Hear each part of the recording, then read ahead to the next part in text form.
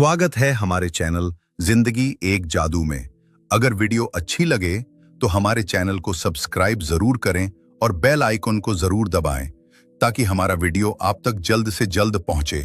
और ऐसे ही वीडियो देखने के लिए हमारे साथ इस वीडियो को देखते रहिए और भागवत गीता का ज्ञान पाए रहिए। तो चलिए आगे बढ़ते हैं। ये संसार युद्ध भूमि है। हर सुबह जब मनुष्य नींद से उठता है तो वह एक युद्ध में प्रवेश करता है। कभी अपने विचारों से, कभी इच्छाओं से, तो कभी अपने ही भय से लड़ता है। पर क्या हर कोई विजयी होता है? नहीं, क्योंकि हर किसी के अंदर वह शक्ति नहीं होती।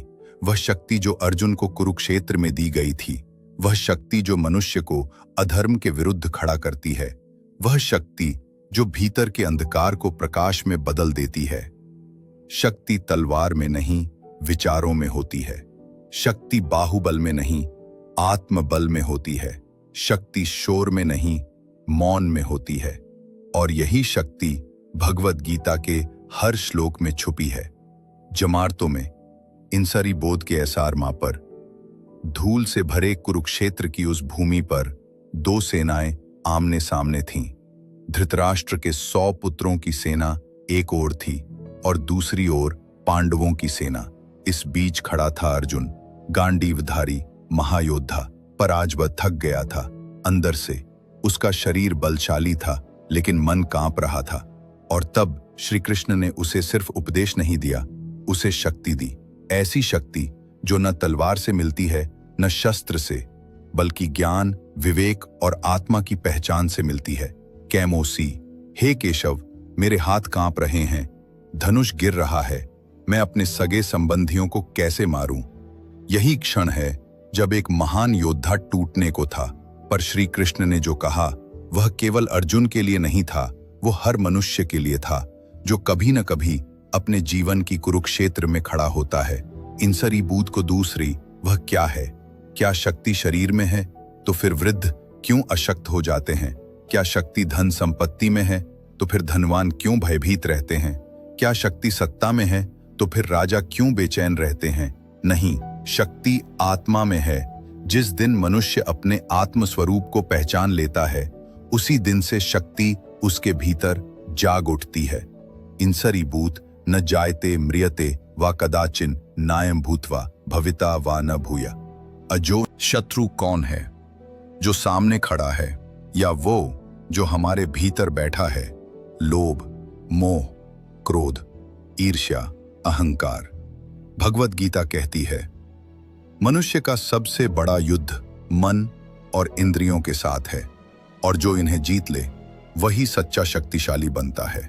सलूदन्नी सलूदन्नियात है एग्नोली दुनी पे साथ बंधुरात्मात्मनस्तस्य येनात्मैवात्मना जितः अनात्मनस्तु शत्रुत्वे वर्तेतात्मैव शत्रुवत्। जिसने अपने मन को जीत लिया है उसका मन उसका मित्र बन जाता है, लेकिन जिसने मन को नहीं जीता उसका मन ही उसका सबसे बड़ा शत्रु बन जाता है। मन एक अश्व घोड़ा है। अगर नियंत्रण में है तो गंतव्य तक ले जाएगा, अगर बेकाबू है तो खाई में गिरा देगा। मन ही है जो हमें कर्म से विचलित करता है। थक गया हूं, छोड़ दो, डर लग रहा है, यह सब मन की चालें हैं। लेकिन जो व्यक्ति ध्यान, विवेक और आत्मचिंतन से मन को वश में करता है, वो शक्ति का स्वामी बनता है, दास नहीं। आत्मन की सीस्मिता। यततो ह्यपि कौन्ते पुरुषस्य विपश्चिता इंद्रियाणि प्रमाथीनि हरन्ति प्रसभम मना। यत्न करने पर भी इंद्रियां मनुष्य के विवेक को बलपूर्वक हर लेती हैं। दृष्टि, श्रवण, स्पर्श, स्वाद, गंध, ये 5 दरवाजे हैं। बाहरी आकर्षण बार बार इन्हीं रास्तों से भीतर प्रवेश करना चाहते हैं। दृश्य मोह को जन्म देता है, शब्द अहंकार को बढ़ाता है, स्पर्श लोभ को जगाता है, स्वाद संयम को तोड़ता है, गंध कामना को जन्म देती है। जो व्यक्ति इन इंद्रियों को संयम में रखे वही साधक बनता है। इंद्रियों को वश में करना, बाह्य जगत पर विजय पाना है, और यही है शक्ति की दूसरी सीढ़ी। इंद्रियानी सलूदनिया दात, इंद्रायनी सलूदनी कुरसियास को, इंद्रियानी सलूदनी कुरसियास को, इंद्रियानी सलूदनी ऊपर सियास को, मेरानी बयारी करे किहान चारे या मंती न शगरी।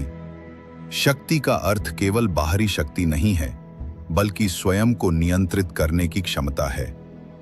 जब क्रोध आए और आप मौन रहें, जब कोई अपमान करे और आप शांत रहें, जब अवसर हो और आप संयम रखें, तो समझिए आप बलवान हैं। शक्नोति हैव यह सोढ़ुम प्रक्षरीर विमोक्षणात् काम क्रोधोद्भवम वेगम सायुक्तः स सुखी नरः। जो मनुष्य शरीर छोड़ने से पहले काम और क्रोध की उत्तेजना को सह सकता है, वही योगी और सुखी होता है। मन, इंद्रियां और निष्काम कर्म और आत्मिक बल। शक्तिशाली बनने की असली कला, कर्म करते हुए भी अहंकार से मुक्त रहना, यही है शक्ति की सबसे ऊंची अवस्था। और यही सिखाती है हमें भगवद गीता की निष्काम कर्म की नीति। जिस दिन मनुष्य ये समझ जाता है कि मैं केवल निमित्त हूं, उस दिन से उसमें एक अद्भुत आत्मिक बल जाग उठता है, जो किसी से डरा नहीं करता। कर्मण्येवाधिकारस्ते मां फलेषु कदाचन मां कर्म फल हेतुर्भूर्मा ते संगोऽस फकर्मणि। तुझे कर्म करने का अधिकार है, उसके फलों में कभी नहीं। फल की अपेक्षा कभी मत कर और न ही कर्म न करने में आसक्त हो। शक्ति वह नहीं जो सिर्फ परिणामों से मिलती है, बल्कि वह है जो कर्तव्य निभाने में छिपी होती है। किसान बीज बोता है पर फल की चिंता नहीं करता। सूर्य हर दिन उदय होता है, चाहे बादल हों या नहीं। गंगा बहती रहती है, चाहे कोई उसमें स्नान करे या नहीं। ऐसे ही जो व्यक्ति बिना किसी अपेक्षा के कर्म करता है, वह ईश्वर के सबसे निकट पहुंचता है। जब हम कर्म करने से पहले ही फल की सोचने लगते हैं, तो हम दो बंधनों में बंध जाते हैं। भय, अगर सफल न हुए तो।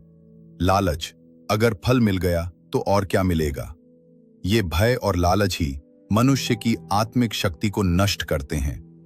निष्काम कर्म यानी अभय कर्म, जहां कोई डर नहीं, कोई स्वार्थ नहीं, बस कर्म है और कर्म में समर्पण है। जब मनुष्य ये जान जाता है कि मैं कर्म कर रहा हूं, लेकिन फल देने वाला ईश्वर है, तो उसमें एक नई शक्ति जन्म लेती है, आत्मबल। सर्वधर्मान् परित्यज्य मामेकम शरणं व्रज अहम त्वाम सर्व पापेभ्यो मोक्षयिष्यामि मा शुचः। सब धर्मों को छोड़कर तू केवल मेरी शरण में आ जा, मैं तुझे सभी पापों से मुक्त कर दूंगा। चिंता मत कर। यह आत्मबल आता है तब जब हम अपना सब कुछ प्रभु को अर्पित कर देते हैं।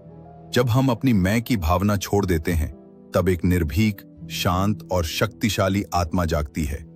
जो निष्काम होकर कर्म करता है, उसका मन स्थिर रहता है, उसकी बुद्धि शांत रहती है, उसकी आत्मा प्रबुद्ध हो जाती है। जिसने निष्काम कर्म को अपनाया, वह संसार में रहते हुए भी उससे अलग रहता है। उसका चेहरा शांत होता है, उसकी चाल में आत्मविश्वास होता है, उसे कोई हार डरा नहीं सकती। और कोई जब शक्ति भक्ति से जुड़ती है, तो वो केवल बाहरी प्रभाव नहीं छोड़ती, बल्कि वो आत्मा को दिव्यता से जोड़ देती है। भक्ति वह शक्ति है जो एक साधारण व्यक्ति को असाधारण बना देती है, और समर्पण वह राह है जिससे मनुष्य अपनी सीमाओं को लांघकर ईश्वर की कृपा का पात्र बनता है। जीवी अनन्याश्चिन्तयन्तो मां ये जनाः पर्युपासते तेषां नित्याभियुक्तानां योगक्षेमं वहाम्यहम्। जो मनुष्य एक निष्ठ होकर मेरी भक्ति करते हैं, मैं उनके योग प्राप्त करने और क्षेम संरक्षण का भार स्वयं उठाता हूं। भक्ति कोई विशेष विधि नहीं, बल्कि एक सहज प्रेम है जो आत्मा को परमात्मा से जोड़ देता है। जब हम सब कुछ जानते हुए भी ईश्वर के सामने झुकते हैं, तो वह झुकना पराजय नहीं, बल्कि शक्ति का सर्वोच्च रूप होता है। संचरी काय काले है होती है। भक्ति वह शक्ति है जो अहंकार को भस्म कर देती है। भक्ति वह शक्ति है जो राक्षसी बल को राम सेवा में बदल देती है। एक क्षत्राणी को देवी बना देती है, द्रौपदी, और एक मूर्ख बंदर को अमृत दे देती है, सुग्रीव। भक्ति में शक्ति है, पर वह शक्ति विनम्र है, वह शक्ति करुणामयी है, वह शक्ति समर्पण में आनंदित है। सर्वधर्मान् परित्यज्य मामेकं शरणं व्रज अहम त्वाम सर्व पापेभ्यो मोक्षयिष्यामि मा शुचः। अब्बास, सब धर्मों को छोड़कर केवल मेरी शरण में आ जा, मैं तुझे सभी पापों से मुक्त कर दूंगा, चिंता मत कर।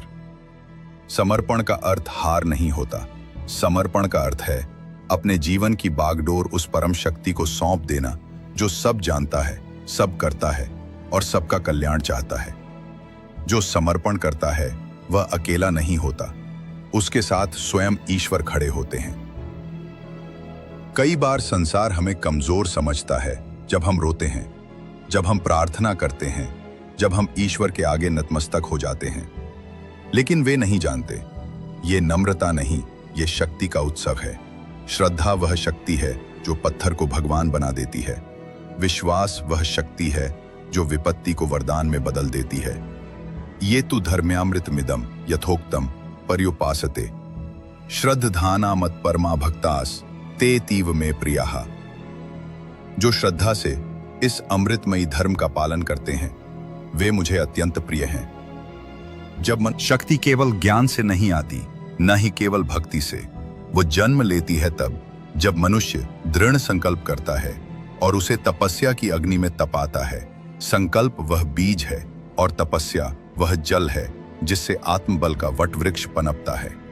संसार में हर महान कार्य की शुरुआत एक संकल्प से हुई, एक निश्चय जो दिल की गहराइयों से उठे, एक वचन जो आत्मा ने स्वयं को दिया हो। अर्जुन ने संकल्प किया धर्म की रक्षा का, भीष्म ने लिया था आजीवन ब्रह्मचर्य का संकल्प। गीता स्वयं एक संकल्प की परिणति है कि मनुष्य सत्य को समझे और डरे नहीं। उद्धरेदात्मनात्मनम नात्मानम अवसादयेत आत्मैव ह्यात्मनो बंधुरात्मैव रिपुरात्मनः। मनुष्य को स्वयं ही अपने को ऊपर उठाना चाहिए, न कि अपने को गिराना चाहिए, क्योंकि स्वयं ही मनुष्य का मित्र है और स्वयं ही उसका शत्रु। शक्ति कभी आराम से नहीं मिलती। शक्ति उसी को मिलती है जो संघर्ष करता है, जो पसीना बहाता है, जो नींद छोड़कर साधना करता है। रावण ने तप किया लेकिन अभिमान किया, वह गिर गया। श्री राम ने तप किया, विनम्र बने, वह पूजनीय हुए। महर्षि विश्वामित्र ने वर्षों की तपस्या की और राजा से ऋषि बन गए। जब कोई मनुष्य कहता है अब मैं पीछे नहीं हटूंगा और वह वचन उसके हृदय की अग्नि बन जाए, तब वह अजेय हो जाता है। एकलव्य ने अंगूठा कटाकर भी धनुर्विद्या नहीं छोड़ी। हनुमान ने समुद्र पार किया क्योंकि संकल्प था माता सीता को खोज कर लाऊंगा। अर्जुन ने मछली की आंख भेद दी क्योंकि ध्यान में केवल लक्ष्य था। ऐसे ही होता है, जब संकल्प और तप एक हो जाते हैं तो मनुष्य केवल मनुष्य नहीं रहता, वह स्वयं आत्मा से जुड़ा योद्धा बन जाता है। आज का जीवन सरल नहीं है। संसार में विकर्षण है, भ्रम है, भय है, पर यदि एक व्यक्ति भी संकल्प कर ले, मैं अपने जीवन को अर्थ दूंगा, मैं अपने भीतर की शक्ति को जगाऊंगा, मैं धर्म और कर्म के पथ पर चलूंगा, तो पूरी एक पीढ़ी बदल सकती है। मनुष्य के भीतर शक्ति तब आती है जब वह अहंकार को छोड़ता है, जब वह अपने कर्तव्यों को समझता है, जब वह भगवत गीता को जीवन में उतारता है, जब वह निष्काम कर्म करता है, जब वह भक्ति से भरकर प्रभु में समर्पण करता है और जब वह संकल्प करके तप करता है। नैनम छिंदन्ति शस्त्र